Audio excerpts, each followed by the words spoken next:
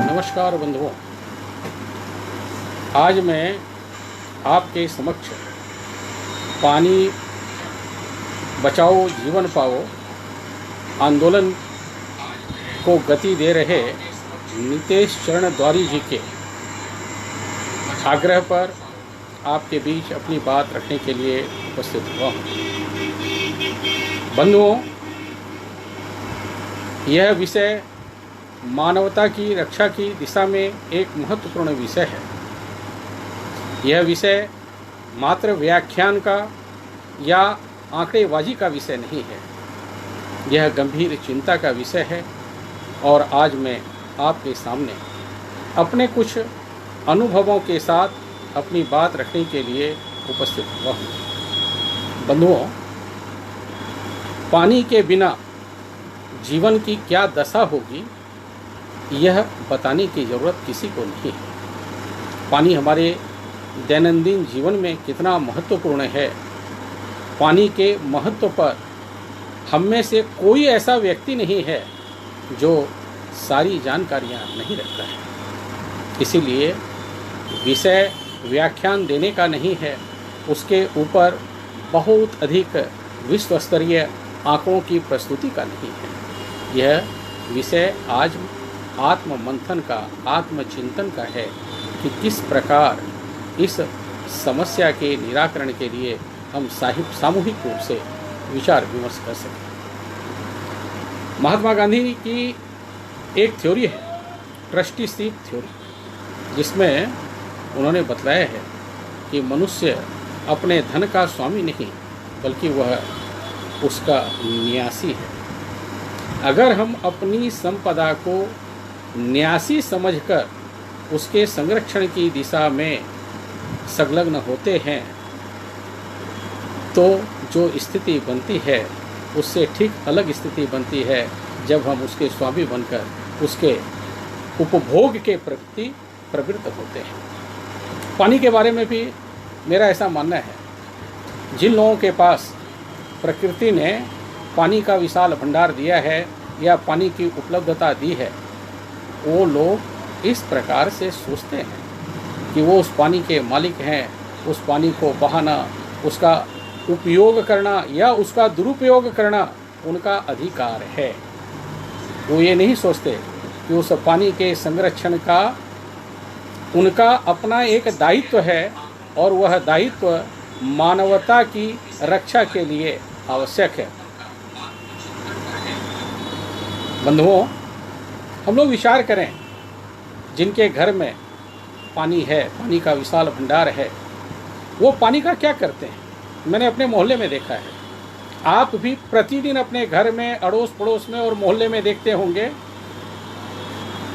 कि जब supply water आता है या आप मोटर चलाते हैं तो उस पानी का उपयोग हम ज़्यादा करते हैं या दुरुपयोग भी करते हैं। मैंने देखा है अपने पड़ोस में अनेक घरों में, जब सप्लाई वाटर आता है, पानी चलना शुरू होता है तो लोग अपनी टंकियां भरते हैं, उसकी तरफ उपेक्षापूर्ण उनकी स्थिति रहती है।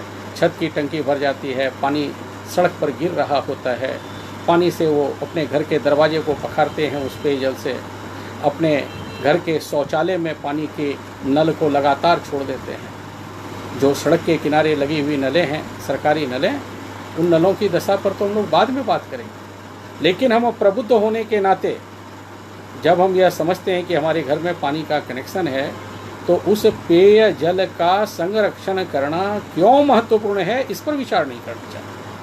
आरंभ करने की आवश्यकता है कि पानी जो मनुष्य के जीवन का महत्वपूर्ण है, जल ही जीवन है, हम सभी जानते हैं। और पानी के बिना सारी मानवता पर संकट आ सकता है, हमारे अपने जीवन पर संकट आ सकता है, परिवार पर संकट आ सकता है। और संकट आते हुए भी हमने देखा है, किसी कारण से अगर हमारी मोटर ख़राब हो जाए, टैंक भरने वाली, सप्लाई वाटर कई दिनों तक नहीं आए, या हमारे भूगर्भ जल के जो भी स्रोत हैं निकासी के, हमारा पंप खराब हो जाए, चापाकल खराब हो जाए, और जब 2 बाल्टी पानी लाने के लिए मोहल्ले में किसी नल पर जाना पड़े, उस समय हमें समझ में आता है कि पानी हमारे लिए कितना महत्वपूर्ण है। जब पानी के बिना हम शौचालय नहीं जा सकते, शौच निवृत्ति नहीं होती, पानी के बिना जब हम स्नान नहीं कर पाते, घर में भोजन नहीं बन पाता, बच्चे नहा नहीं पाते, कपड़े धुल नहीं पाते, उस दिन हम पानी के बिना जिस आकुलता व्याकुलता से ग्रसित रहते हैं, वह भाव पानी की उपलब्धता के बाद हमें समाप्त हो जाता है। जैसे ही पानी हमें प्रचुर मात्रा में उपलब्ध होता है तो हम पानी के बिना पा रहे दारुण कष्ट से अपने को मुक्त समझने लगते हैं। हम यह समझने लगते हैं कि पानी की बर्बादी करना हमारा अधिकार है, हमने पानी के लिए पैसे दिया है, या पानी हमारे घर के अंदर उपलब्ध है, तो उस पानी को हम जितना चाहेंगे बर्बाद करेंगे, उसका दुरुपयोग करेंगे। यह विषय कि पानी बचाओ जीवन पाओ, यह नितेश शरण द्वारी जी का विषय मात्र नहीं है, घर घर का विषय है। हर घर में इस बात पर चिंतन होना चाहिए कि हम पानी संरक्षण की दिशा में कितने सजग हैं, कितने जागरूक हैं, या उसके दुरुपयोग के लिए हम कितने बड़े दोषी हैं। लेकिन हमारी स्थिति है, मैंने बहुत पहले पढ़ा था, एक कहानी पढ़ी थी कि एक जंगल में एक महात्मा जी गए, तो उन्होंने देखा कि पक्षियों को बहेलिया पकड़ रहा है, जाल में फंसा रहा है, तो वहाँ बहुत से तोते थे। तो सात्विक प्रवृत्ति के, साधु प्रवृत्ति के उस महात्मा जी को यह लगा कि तोतों को पर्याप्त प्रशिक्षण नहीं है, अगर उनको प्रशिक्षण दे दिया जाए जाल में फंसने से किस प्रकार बचा जा सकता है, तो शायद तोते जाल में नहीं फंसेंगे। उन्होंने तोतों को पढ़ा दिया, शिकारी आएगा, जाल बिछाएगा, दाना डालेगा, लोभ से उसमें फंसना नहीं। जंगल के जितने तोते थे सबने सीख लिया, शिकारी आएगा, जाल बिछाएगा, दाना डालेगा, लोभ से फंसना नहीं। कुछ समय के बाद महात्मा जी वहां गए, तो उन्होंने देखा सारे तोते रट रहे हैं, शिकारी आएगा, जाल बिछाएगा, दाना डालेगा, लोभ से उसमें फंसना नहीं। महात्मा जी बहुत खुश हुए कि अब आत्मरक्षार्थ जो मंत्र जपना चाहिए, आत्मरक्षार्थ वह मंत्र सभी तोते जपने लगे हैं। और महात्मा जी के चेहरे पर संतुष्टि के भाव थे। थोड़े दिनों के बाद उस जंगल में एक बहेलिया आया, बहेलिया के साथ उसका मित्र भी था। बहेलिया जाल लगाना चाहता था कि तभी सभी तोतों ने एक साथ बोलना शुरू किया, शिकारी आएगा, जाल बिछाएगा, दाना डालेगा, लोभ से उसमें फंसना नहीं। बहेलिया को बड़ा आश्चर्य हुआ।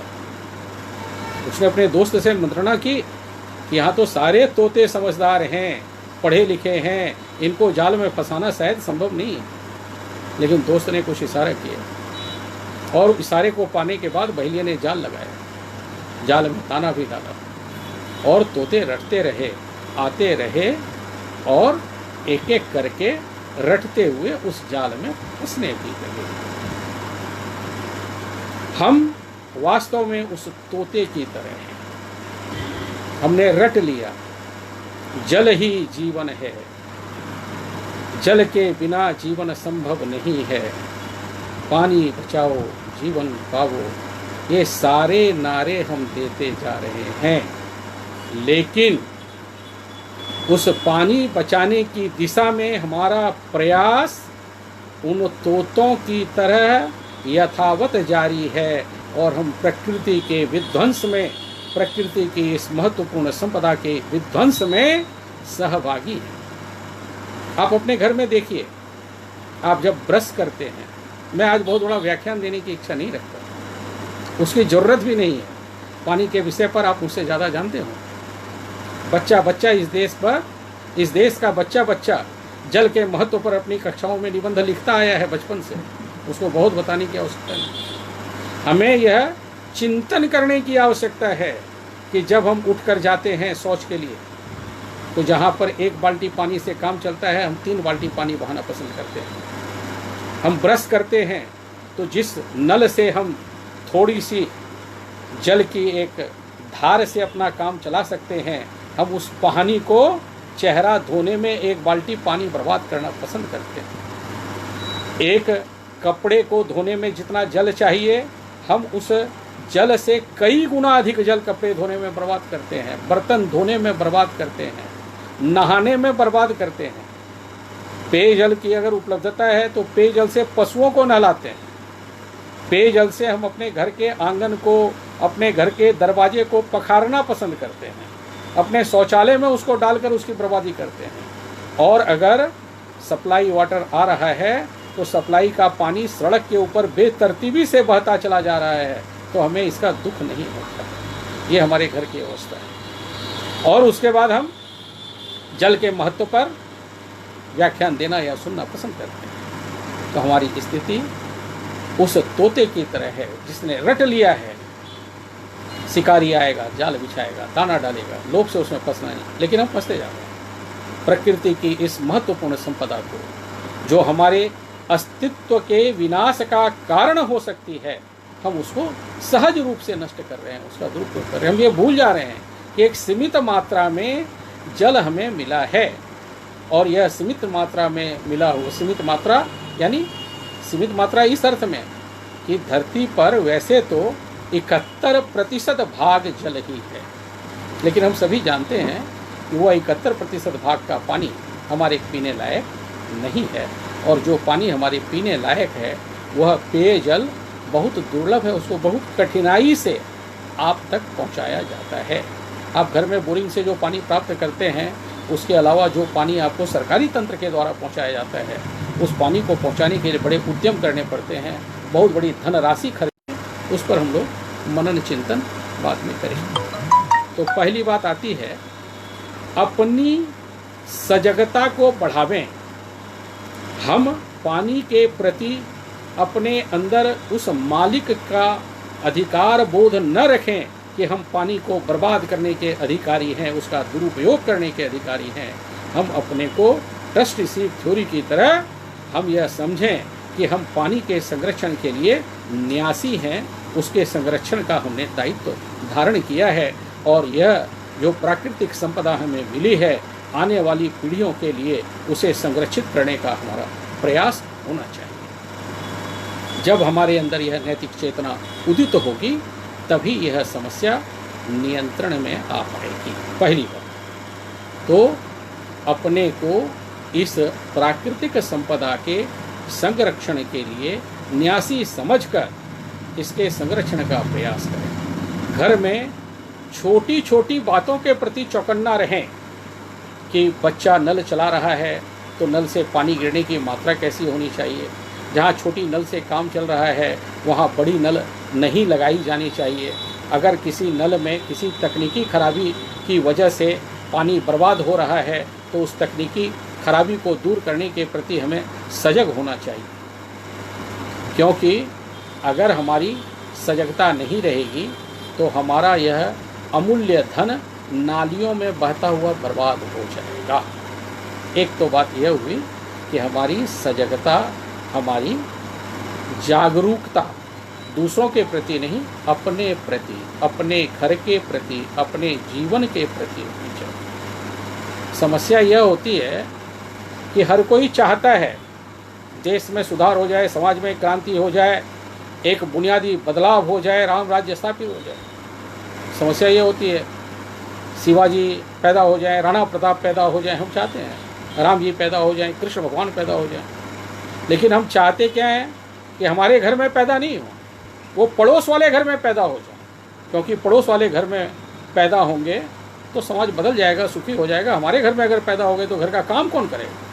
घर का बच्चा अगर समाज के काम आने लगेगा तो दुकान कौन देखेगा, घर कौन देखेगा? बलिदान उसका करने के लिए हम तैयार नहीं होते।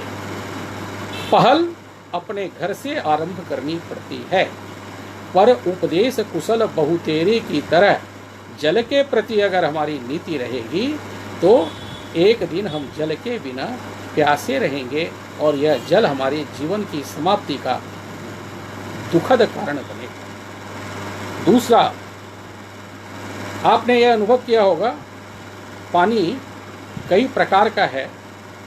जो कुछ पानी जिससे हम शौचालय की सफाई कर सकते हैं, अपने घर के आंगन की या गेट की सफाई कर सकते हैं, और पीने का पानी, पेयजल अलग है। हमें यह फर्क महसूस करना होगा कि हम किस प्रकार के पानी को कहाँ प्रयोग में लाएं। हम कपड़े धोते हैं, पानी को फालतू बहा देते हैं। कपड़ा धोकर रखा हुआ जो अवशिष्ट पानी है उसे हम क्या आंगन में या दरवाजे को साफ करने में ला सकते हैं? हमें यह निर्धारित करना होगा प्रतिदिन अपने दैनिक व्यवहार में कि किस प्रकार के जल से हमें किस प्रकार का कार्य करना है और पेयजल की एक एक बूंद का संरक्षण कैसे हो, इस दिशा में हमें एक गहरी चेष्टा करनी पड़ेगी। आप यह नहीं सोचें कि नगर पालिका से आपने कनेक्शन लिया है इसलिए कनेक्शन वाले पानी का भरपूर दुरुपयोग करना आपका अधिकार है, चूँकि आपने उसके लिए पैसे जमा किए हैं। यह भाव अंदर से हटाना पड़ेगा। जब वो पानी जहाँ संचित भंडार से आ रहा है अगर वहाँ समाप्त हो जाएगा तो पैसा दिए अगर आप रहेंगे तब भी पानी आपको उपलब्ध नहीं होगा और आप पानी के बिना तरसते रह जाएंगे। दूसरी बात, ईमानदार होना। ईमानदारी किस बात के प्रति? हम पानी की दिशा में ईमानदार प्रयास करें, यह एक बहुत ही बड़ी आवश्यक बात है। हमने देखा होगा, हम में से अधिकांश लोग हेलमेट इसलिए नहीं लगाते कि हेलमेट उनके जीवन की रक्षा करेगा। पुलिस हेलमेट लगाने के प्रति सख्त है इसलिए हेलमेट लगाएंगे। अगर पुलिस ने सख्ती बंद कर दी तो हेलमेट नहीं लगाना हम अपनी शान समझते हैं। उसी प्रकार जल संरक्षण की दिशा में जो भी कानून बनाए जाते हैं वो कानून बनाने वालों ने कानून इसलिए बनाया ताकि आने वाली मानवता जल के बिना समाप्त नहीं हो। लेकिन हमने क्या किया? वास्तविकता के धरातल पर देखिए। नगर पालिका अधिनियम में प्रावधान है कि हर घर में एक सॉकपिट होना चाहिए। वर्षा जल के संरक्षण के लिए, बेकार जल के संरक्षण के लिए सॉकपिट होना। नक्शा पारित करने की एक आवश्यकता बना दी गई, कानून बनाया गया। होता क्या है? क्या सॉकपिट बनाए बिना नक्शे पास नहीं हो रहे? मैं बहुत टिप्पणी नहीं करना चाहता। बहुत से लोगों को तकलीफ होगी, सरकारी तंत्र के लोगों को भी तकलीफ होगी और ऐसा नक्शा पारित करने वालों को भी तकलीफ होगी। लेकिन सत्यता यही है, एक ईमानदार बात यही है, हम में से अधिकांश लोग यह जानते हैं कि घरों में सॉकपिट हो या नहीं हो, नक्शा पारित कराना आसान है। और नक्शा पारित कराकर हम अपने कर्तव्य की इतिश्री समझ लेते हैं। हम यह नहीं समझते कि नक्शा तो हमने पारित करा लिया लेकिन सॉकपिट के बिना हम जल का संरक्षण करने की दिशा में सचेष्ट नहीं हुए और आने वाले समय में उस चापाकल में या बोरिंग में पानी की अनुपलब्धता होगी और हमारा अपना खुद का जीवन संकट में आएगा। उस जगह पर बनने वाली बड़ी बड़ी बिल्डिंगें पानी के बिना वीरान हो जाएंगी। हम इस बात के लिए सचेष्ट नहीं।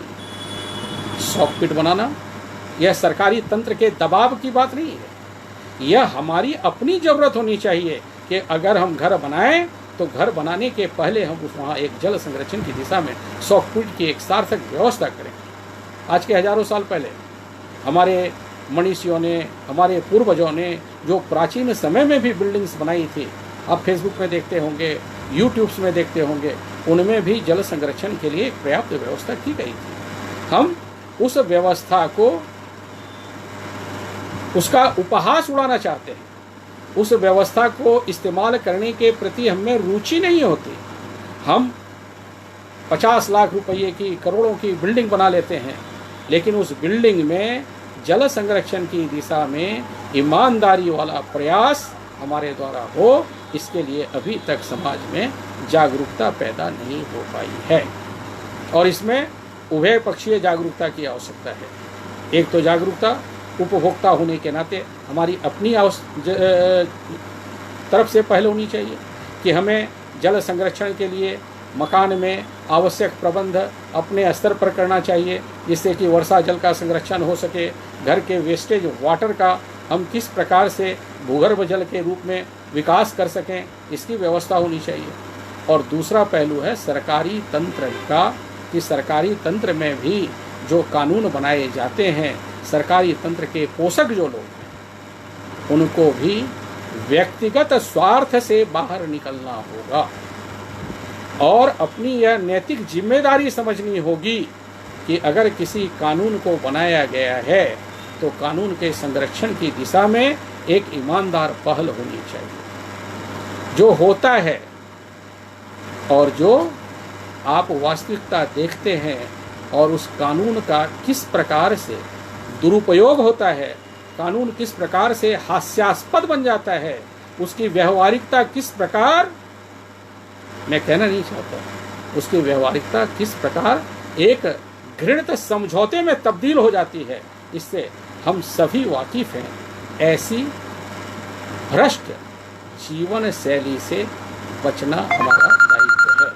अगर हम इस प्रकार की भ्रष्ट जीवन शैली से अपने को बचा पाएंगे तभी घर घर में जल संरक्षण की दिशा में एक ईमानदार पहल आरंभ होगी और जो हमारे भावी जीवन में जल की उपलब्धता का एक आधार बनेगा। कानून निष्प्रभावी नहीं हो जल संरक्षण की दिशा में, इसके लिए हमें व्यक्तिगत स्तर पर और सरकारी तंत्र को भी अपने स्तर पर जागरूक होना पड़ेगा। और उसके बाद कुछ ऐसी नीतियां सरकार को बनानी पड़ेगी। आज हमने देखा, मैं जिस शहर में रहता हूं, यह भगवान शिव के 12 ज्योतिर्लिंगों में कामना ज्योतिर्लिंग के नाम से श्रेष्ठ भगवान महादेव की भूमि है।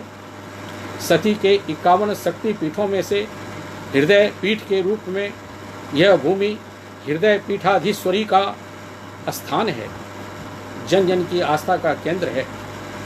इस पवित्र भूमि पर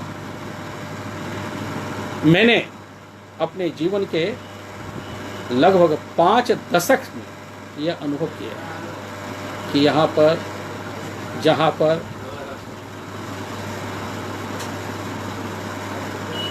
पर हमने अनुभव किया है कि जहाँ मैदानों में, खेतों में, खलिहानों में, सड़क के किनारे जल संरक्षित करने की दिशा में प्राकृतिक रूप से सारे तरीके थे, आज वो नष्ट हो गए। बढ़ती आबादी ने और लगातार मकान बनाने की लोगों की हवस ने उन सभी स्थानों को समाप्त कर दिया। जो जल के भंडार थे, जल के स्रोत थे, उनको हमने ख़त्म कर दिया। प्राकृतिक जल स्रोतों को हड़प करके उनको भूमाफिया तत्वों द्वारा उनका दुरुपयोग किया गया। जब प्राकृतिक जल के स्रोत नष्ट होते गए तो भूमि के अंदर जो भूगर्भ जल है, उस भूगर्भ जल की अनुपलब्धता होनी स्वाभाविक बात थी।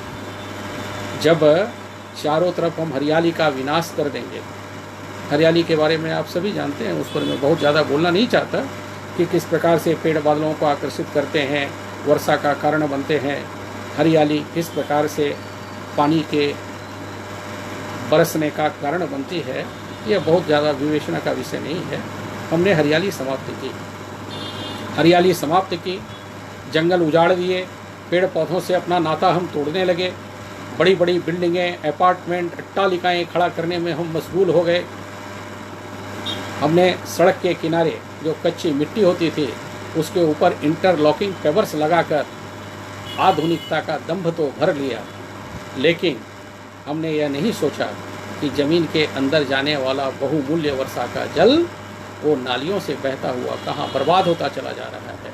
उसके संरक्षण की दिशा में एक ईमानदार पहल नहीं की। हमने नालियों को ढका, नालियों के नीचे हम इस प्रकार की संरचना नाली की बना सकते थे कि नाली में बहने वाले पानी का अवशोषण नाली के नीचे से मिट्टी कर लेती है। ऐसी अनेक तकनीक उपलब्ध है, उस तकनीक का इस्तेमाल किया जा सकता था, लेकिन उसके बारे में हमारे तकनीकी अभियंत्रण जो विशेषज्ञ हैं उनका या तो ध्यान नहीं जाता, यह उनके लिए लाभप्रद स्थिति रहती है कि नहीं, मैं नहीं कह सकता। लेकिन मुझे लगता है नालियों का निर्माण इस ढंग से किया जाना चाहिए जिससे कि नालियों से बहने वाला जल स्वतः नाली के निचले या किनारे हिस्से से अवशोषित होकर भूगर्भ जल की वृद्धि का कारण बन सकता है। सड़क के किनारे इंटरलॉकिंग पेवर्स लगा देने मात्र से हम आधुनिक हो गए ऐसा नहीं है। हमें पानी के संरक्षण की दिशा में किस प्रकार से उसे पानी जा रहा था इस पर सोचने की ज़रूरत है। हमने नदियों को, नालों को, कूड़ों का अंबार बना दिया। देवघर में भी मैं देखता हूँ, जिस भी आप पुल के पास से गुजरिए, उस मोहल्ले में रहने वाले बड़े बड़े व्याख्यान की जगह हमको यह सोचना चाहिए कि हम कर क्या रहे हैं। जितने जोर हैं, नदियाँ हैं, उसके पास रहने वाले लोग या उससे थोड़ी दूर रहने वाले भी लोग अपने घर का सारा कचरा लाकर उसी में गिराते हैं। इसलिए आप किसी भी पुल के पास खड़े हो जाइए तो नीचे आपको एक बदबू और कूड़ों का अंबार दिखाई देता है। हम यह भूल जाते हैं कि वो बहता हुआ पानी एक प्राकृतिक जल स्रोत है और उसको बहने देना हमारा दायित्व है, यह हम भूल जाते हैं। हम अपने घर का जितना भी कूड़ा कचरा होता है, जितना भी वेस्टेज होता है, हम चाहे दुकानदार हों या गृहस्थ हों, हम जाते हैं बड़े आराम से उस नाले में हम उसको डालते हैं और डालकर हम निवृत्त हो जाते हैं कि कूड़े का हमने निष्पादन कर दिया। लेकिन हम यह नहीं समझते हैं कि हम मौत को आमंत्रित कर रहे हैं, वह मौत जो जल के बिना एक दिन हमारी गर्दन दबोचने के लिए हमें आएगी। हम यह भूल जाते हैं। हमने प्राकृतिक जल स्रोतों का विनाश किया। हमने ऐसी जो संरचनाएं हम खड़ी कर सकते थे नालों के द्वारा, उन संरचनाओं के विकास करने के ऊपर पर्याप्त ध्यान देने की आज तक जरूरत महसूस नहीं की है। तो बंधुओं, यह सत्य है, पानी नहीं होगा तो जीवन नहीं होगा। इसीलिए जितनी भी नदी घाटी सभ्यताएं, आप पढ़ते होंगे इतिहास में, आपने देखा होगा कि जितनी भी मानव सभ्यताएं किसी भी धरती के किसी भी भूभाग में फल फूल रही थी, तो हम लोग पढ़ते थे कि नदियों के किनारे प्राचीन सभ्यताओं का उदय, पानी सभ्यताओं के उत्कर्ष का कारण बना, उनके विकास का कारण बना, और पानी जहाँ जहाँ समाप्त हुआ वहाँ मानव सभ्यता वहाँ नष्ट होती चली गई। आज भी आप एक बहुत बड़ा मकान बना लें और उसमें पानी की उपलब्धता नहीं है तो मकान वीरान होने में देर नहीं लगती। इसलिए पानी के प्रति हमारा दायित्व ईमानदारी से भरा हुआ होना चाहिए। हमें लगातार प्रयास करना चाहिए। हम देखते हैं, हम अपने मोहल्ले में निकलते हैं, हम देखते हैं कोई सरकारी नल लगी हुई सड़क के किनारे टूटी हुई है, पूरा मोहल्ला उससे पानी भरता है। उसमें 25 रुपये की 50 रुपये की एक नल लगा देने से हजारों लीटर पानी जो उससे बर्बाद हो रहा है उसका संरक्षण हो सकता है। लेकिन उस मोहल्ले में किसी को इस बात की व्यक्तिगत तौर पर या सामूहिक तौर पर ज़रूरत नहीं होती कि वह उस नल की मरम्मत करा दे, एक नल उसमें लगा दे और टोटी को बंद करके रखा जाए, जिससे कि पानी की बहुत अधिक बर्बादी नहीं। सरकारी तंत्र का स्वरूप क्या है? आप शिकायत करेंगे तो नल को आकर ठीक कर दिया जाएगा। आप शिकायत करेंगे तो मेन पाइप भी अगर कहीं लीकेज है तो एक बार नहीं कई बार शिकायत करने के बाद हो सकता है कि वो ठीक हो। लेकिन इस प्रकार की व्यवस्था नहीं है कि नगर निगम अपने से एक टीम बनाकर अपनी सभी पाइपों का सर्वे नियमित अंतराल पर करे, जिससे कि पानी का लीकेज। ऐसे बहुत से स्थान मेरे अपने शहर में, और मैं समझता हूँ मेरे शहर में है, इसका यह मतलब नहीं है कि सारी समस्या मेरे ही शहर में है, ऐसा नहीं है। हर जगह यही समस्या है। लोग व्यक्तिगत दायित्व नहीं समझते हैं कि अगर सार्वजनिक हित का कोई दृश्य ऐसा दिखाई दे रहा है, कोई पाइप फटी हुई है, तो किसी को फुर्सत नहीं है। सब दौड़ती भागती जिंदगी के दास हो गए हैं और वह पानी बहता रहता है।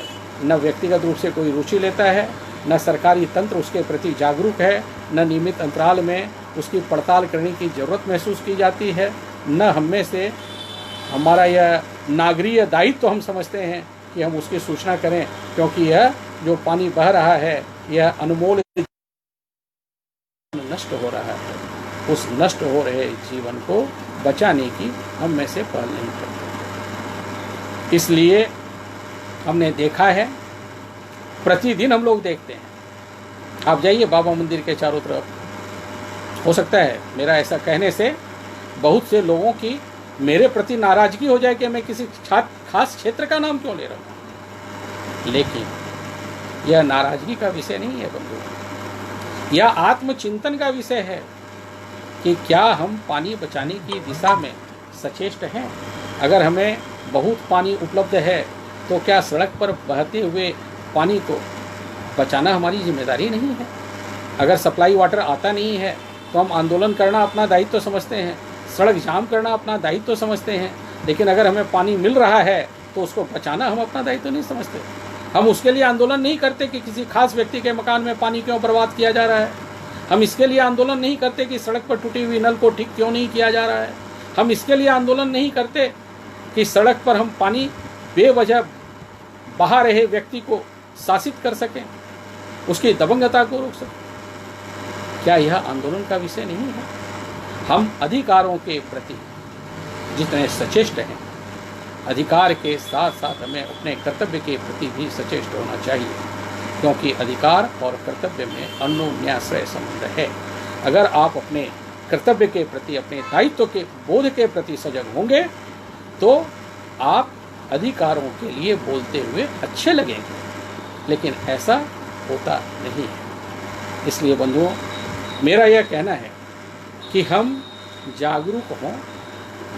हम पहल करने के लिए हमें यह जानने की ज़रूरत नहीं है फ्रांस की वाटर सप्लाई व्यवस्था क्या है, जापान की वाटर सप्लाई सिस्टम जापान का क्या है, बम्बई का क्या है, कहाँ का क्या है। हमें यह जानने की ज़रूरत है कि हम पानी के बचाव की दिशा में कितने सजग हैं। खुद हमारी सजगता क्या है, हमारे पास पड़ोस की सजगता क्या है, हमारा व्यक्तिगत रूप से क्या प्रयास है, और सामाजिक स्तर पर हमारी दायित्व चेतना कितनी प्रखर है कि हम इस दिशा में जागरूक होकर पानी की बर्बादी को रोकने के लिए नित्य प्रतिदिन सचेष्ट हैं। हमें अपने अंदर नितेश चरण द्वारी को पैदा करना होगा, उस शख्सियत को पैदा करना होगा जो अपने काम को छोड़कर इस आंदोलन का बीड़ा उठाता है, जो मोहल्ले मोहल्ले में घूमकर इस बात को देखता है कि अगर नल टूटी हुई है तो अपनी जेब से 25 रुपये लगाकर उस नल को ठीक किया। हमें ईमानदारी से पानी बचाओ जीवन पाओ आंदोलन को सामूहिक गति देने की आवश्यकता है। यह आंदोलन एक व्यक्ति मात्र का आंदोलन नहीं है, इसे जन जन का आंदोलन बनाने की जरूरत है। घर घर तक इसकी अलख जगाने की जरूरत है। अगर हम जगेंगे तो देश जगेगा, मानवता जगेगी।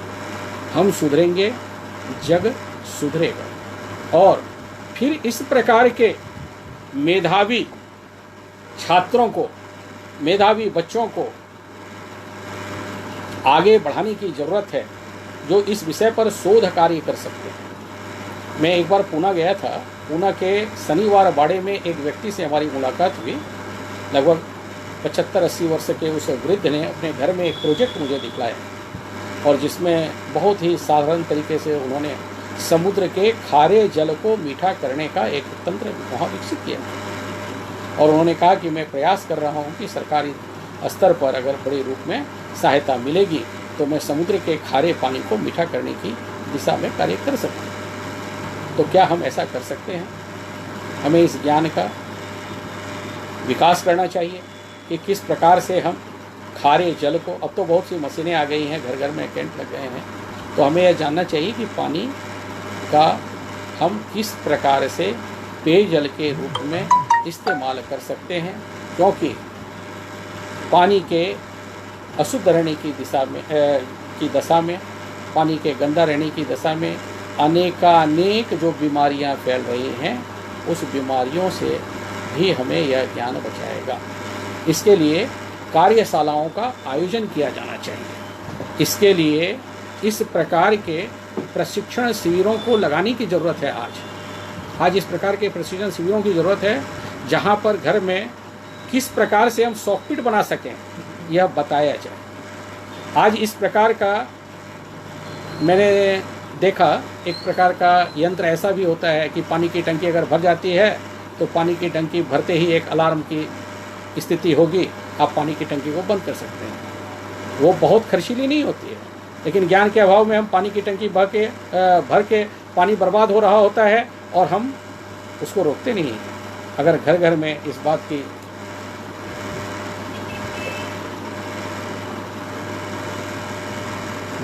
घर घर में अगर इस बात की हम जानकारी देंगे तो हमें इस दिशा में लाभ मिलेगा कि हमारे प्रशिक्षण से लोग इस बात के लिए जागरूक होंगे कि किस प्रकार वो जल का संरक्षण कर सकते हैं, अपने घर में किस प्रकार से यंत्रों को लगाकर पानी की बर्बादी हम रोक सकते हैं, किस प्रकार सॉकपिट का निर्माण कर सकते हैं और किस प्रकार भूगर्भ जल के स्तर को उन्नत करने की दिशा में अन्य कार्य कर सकते हैं। इसके लिए सामाजिक स्तर पर ऐसी कार्यशालाओं के निरंतर आयोजन की, ऐसे प्रशिक्षण शिविरों के निरंतर आयोजन की ज़रूरत है और सामाजिक संस्थाओं को इसे एक बड़े आंदोलन के रूप में स्वीकार करना चाहिए। और इसके साथ साथ एक महत्वपूर्ण बात जो आती है, अभी लगातार देश में एक बात चल रही है जनसंख्या नियंत्रण कानून की।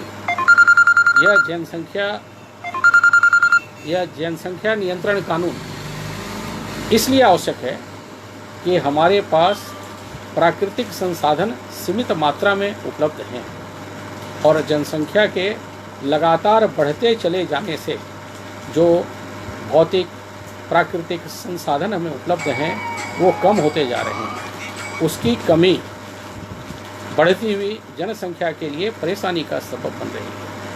तो हमें यह भी सोचना होगा कि क्या हम बढ़ती हुई जनसंख्या पर नियंत्रण लगाने की दिशा में कोई सार्थक कदम उठा सकते हैं। सरकार की आवाज़ में आवाज़ बुलंद करके जनसंख्या नियंत्रण कानून को बनाने का मार्ग प्रशस्त कर सकते हैं। हमें यह प्रयास भी करना जरूरी है, क्योंकि आबादी का बेहिसाब बेतरतीबी से बढ़ता जाना भी प्राकृतिक संसाधनों के दोहन की दिशा में, कि आपको जितने साधन उपलब्ध हैं अगर उससे बहुत अधिक उसके उपभोक्ता हो जाएंगे तो कमी होगी, संसाधन कम होंगे तो उसका दंश भी हमें झेलना पड़ेगा। हमें प्रयास करना होगा कि हम प्रकृति ने जो कुछ भी हमें उपलब्ध कराया है उसका संरक्षण हम किस प्रकार कर सकते हैं, इसके लिए लगातार प्रयास करना होगा। और यह ज़रूरी है कि हम जो हमें उपलब्ध है उस जल को हम मालिक होने के भाव से बर्बाद करने का, दुरुपयोग करने का प्रयास नहीं करें। इस पर अभी थोड़ी देर पहले ये कविता किसी ने मुझे सुनाई थी, बहुत अच्छी लगी। उसकी कुछ पंक्तियाँ हम सुना रहे हैं आपको कि एक बार सोच के देख जरा, क्या जल बिना तुम जी पाओगे, तरस जाओगे बूंद बूंद को, गर व्यर्थ जल को बहाओगे। कब तक देखोगे तुम जल के बर्बादी के तमाशे, जब जल खत्म हो जाएगा मरोगे तुम प्यासे प्यासे। वास्तव में बहुत ही विभत्स स्थिति होगी जब जल समाप्त हो जाएगा। हम लोग जब बच्चे थे तो हम लोग को सुनकर यह हंसी आती थी कि आने वाले दिन में जल को भी हम बोतल में खरीदने के लिए विवश हो जाएंगे। हम सोचते थे ऐसा भी दिन होगा, इतना इतना पानी है, कुएं में पानी है, तालाब में पानी है और हम पानी हम बोतल में खरीदेंगे। अभी जब हमें कोई कहता है कि बोतल में हमें हवा खरीदनी पड़ेगी तो हमें आश्चर्य लगता है, लेकिन विश्व के अनेक भागों में ताज़ी हवा बोतल में बिकनी शुरू हो चुकी है। आने वाले समय में हमें भी बोतल में हवा खरीदनी पड़ेगी तो बड़े आश्चर्य की बात नहीं है। आज हम बोतल में पानी खरीद रहे हैं। मैं बंगाल जाता हूँ, बंगाल में हावड़ा के पास लगे हुए जितने भी उपनगर हैं उन उपनगरों में खासियत देखता हूँ। बंगाल में अकाल पैदा हुआ, बड़ी संख्या में लोग मारे गए, पशु भी मारे गए, मनुष्य भी मारे गए, बड़ा विभत्स अकाल था वो। लेकिन उस अकाल के बाद आज बंगाल की क्या हालत है, वो अमार सोनार बंगाल जो है वो क्या है। जब भी देखता हूँ उपनगरों में तो मुझे बड़ा सुखद आश्चर्य होता है कि जहाँ हुगली नदी है, बगल में गंगा की धारा प्रवाहित हो रही है, वहाँ भी छोटे छोटे नगरों में पोखर संस्कृति उन्होंने विकसित कर ली है। हर मोहल्ले में जाइए एक दो पोखर आपको मिलेंगे। वो एक दो पोखर जो हैं उस मोहल्ले की कितनी बड़ी जल की समस्या को दूर करते हैं। वहाँ रहकर आप देखिए, उनके करीब जाकर देखिए, और नतीजा हुआ चारों तरफ हरियाली ही हरियाली। पानी का संकट, पानी की कमी दिखाई नहीं होती, वो दृष्टिगोचर नहीं होती। हम क्या कर रहे हैं? हम तालाबों को बेवजह दखल करते जा रहे हैं। तालाबों में मिट्टी भरकर उसकी खरीद बिक्री करने में सचेष्ट हो रहे हैं। नल नाले, नदी नाले जो हैं उसको हड़पने में अपनी रुचि रख रहे हैं, उसको कूड़े का भंडार बना रहे हैं। और हम कहें कि जल के बिना सब कुछ सूना है, तो यह बात हास्यास्पद लगती है। तो बंगाल में जो छोटे छोटे नगरों में पोखर संस्कृति है, उस पोखर संस्कृति को अपने यहाँ पुनर्जीवित करना होगा। और पुनर्जीवित करने में एक ईमानदार प्रयास, ऐसा प्रयास नहीं कि डोभा बनाने की हमने योजना तो ले ली, लेकिन डोभा कागजों पर बनने लगे तो डोभा की योजना फेल हो गई। आखिरकार डोभा की योजना आई थी पोखर संस्कृति को डेवलप करने के लिए, पोखर संस्कृति का विकास करने के लिए, जल की समस्या के निदान के लिए, और उसका हर्ष यही हुआ कि वह ठेकेदारों की चांदी का माध्यम बन गई। मुझे यह कहने में कोई परहेज नहीं। हो सकता है अपने कुछ ठेकेदार बंधु जो मेरी बात सुन रहे होंगे उनको नाराज़गी हो, मैं उनसे क्षमा मांगता हूँ। क्षमा इसलिए कि अगर हमने समस्या का सही आकलन नहीं किया तो आने वाले समय में जल की यह विकराल समस्या हमारे जीवन को ही समाप्त कर देगी। और जब जीवन की समाप्ति का यक्ष प्रश्न सामने खड़ा हो तो उस समय बोलने में संकोच करने की मुझे कतई आवश्यकता नहीं है। इसलिए बंधुओं, मेरी आपसे करबद्ध प्रार्थना है कि आप देवघर के पानी बचाओ जीवन पाओ आंदोलन को सहयोग दें। सहयोग देने के लिए बहुत अधिक विद्वता की जरूरत नहीं है। अपने घर से शुरू करें। प्रतिदिन देखें कि हम कितना पानी बर्बाद कर रहे हैं, उसके बचाव की दिशा में प्रयास अभी से शुरू करें। घर घर में 100 फीट का निर्माण करें। वर्षा जल के संरक्षण की दिशा में अगर किसी प्रयास को अब तक हमने नहीं किया है तो उस प्रयास को करने की दिशा में सचेष्ट हों। जो प्राकृतिक जल स्रोत के स्थान हैं उसमें अपना कूड़ा कचरा न डालें। नगर पालिका की गाड़ी आती है, आपको मीठा मीठा संगीत सुनाती है, आपसे आग्रह करती है कि आप कूड़ेदान में जाकर कूड़ा डालें, लेकिन आप 2 मंजिले से सड़क पर कूड़ा फेंकना अपनी शान समझते हैं। नालियों में कूड़ा फेंककर आप गर्वित होते हैं। अपने इस गर्व को, अपने इस घमंड को परे कीजिए और उस मुहिम को साथ दीजिए जो मुहिम आपको स्वच्छता सिखलाती है, जो मुहिम आपको पानी का संरक्षण सिखलाती है। उस मुहिम को अपना सकारात्मक साथ दीजिए। बंधुओं, कहने के लिए इस विषय पर हरि कथा अनंता की तरह बहुत सी बातें हैं, लेकिन सार बात है हम सुधरेंगे जग सुधरेगा। प्राकृतिक संसाधन का हम किस प्रकार संरक्षण करें, हम उसके लिए सचेष्ट हों, हम उसके लिए जागरूक हों। इसे घर घर के आंदोलन के साथ साथ जन जन का आंदोलन बनावें, घर घर का आंदोलन बनावें और घर का आंदोलन बनाकर हम इस मुहिम को लगातार आगे बढ़ाते रहें। तभी हमारा पानी बचाओ जीवन पाओ का यह प्रयास सफल होगा। और यह प्रयास किसी एक व्यक्ति का प्रयास नहीं होना चाहिए। मैं इस बात के लिए बहुत ही अपना सौभाग्य समझता हूँ कि मुझ जैसे अकिंचन व्यक्ति को भी नीतीश जी ने अपनी बात रखने का मौका दिया है। और मैं आप सबों से बार बार आग्रह करता हूँ कि आने वाली पीढ़ी के लिए, आने वाली सभ्यता के लिए, आने वाली आबादी के लिए अगर हम इस दिशा में अपना कोई योगदान कर पाए और नालियों को स्वच्छ रखने की दिशाओं में भूगर्भ जल के स्तर को उन्नत करने की दिशा में अगर एक ईमानदारी पूर्ण प्रयास कर पाए तो यह मानवता हमारी ऋणी रहेगी। और नहीं तो हम मानवता के उस काले पन्ने में दफन कर दिए जाएंगे जहाँ पर हमें प्राकृतिक संसाधन के दुरुपयोग का कलंक ढोना पड़ेगा। हमें यह कलंक आने वाले इतिहास में ढोना नहीं पड़े। हम इतिहास के उस कलंकी दस्तावेज के अध्याय नहीं बन जाएं। इसलिए यह आवश्यक है कि हम जल संरक्षण की दिशा में एक ईमानदार पहल करें, अपने वर्तमान को, आने वाले भविष्य को, अपने बच्चों के भविष्य को, मानवता के भविष्य को अपनी सकारात्मक पहल से बचाने की दिशा में मनुष्य होने के नाते सार्थक पहल करें और पानी बचाओ जीवन पाओ आंदोलन को लगातार गति दे रहे नीतेश चरण द्वारी जी को उनके सत्कार्य के लिए मेरी बहुत बहुत शुभकामनाएं हैं और बाबा वैद्यनाथ से मैं प्रार्थना करता हूं कि उनका यह आंदोलन घर घर का, जन जन का, डगर डगर का, नगर नगर का आंदोलन बनकर एक विश्वव्यापी सकारात्मक चेतना के आंदोलन का मार्ग प्रशस्त करे। इन्हीं शुभकामनाओं के साथ मैं अपनी बात समाप्त करता हूँ। पुनः पुनः आप सबों को धन्यवाद। फिनिश का बटन, आप फिनिश का बटन